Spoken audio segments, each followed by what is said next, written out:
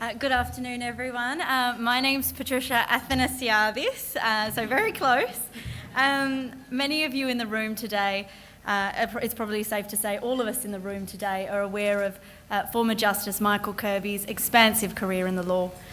From his appointment as a Deputy President of the Australian Industrial Relations Commission to his most well-known appointment as the Judge of the High Court. Many of you in the room would also be aware that Michael Kirby is passionate about human rights and social justice, that he has taken an active part in international bodies, including as Special Representative of the Secretary-General for Human Rights in Cambodia. But what many of you, indeed most of you in this room, do not know, and which you won't find in the bio on your table, is that Michael's partner is strongly encouraging him to get serious about retirement.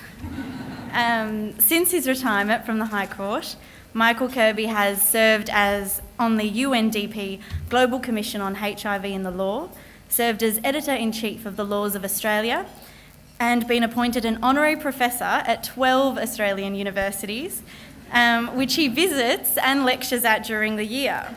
Considering this busy schedule, I can see why there are questions about how serious Michael is about retirement.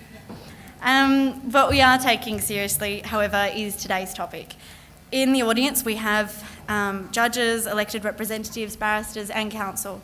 What is important for us all to be aware of is the law's approach to social justice issues.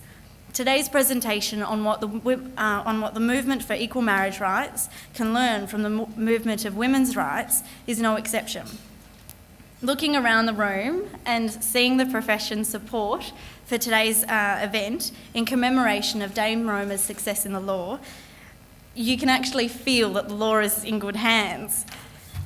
Over the next 30 minutes, Michael will share with us his perspectives on what the movement for women's rights has done well and what it continues to do, and what the movement for equal marriage rights can learn and do better.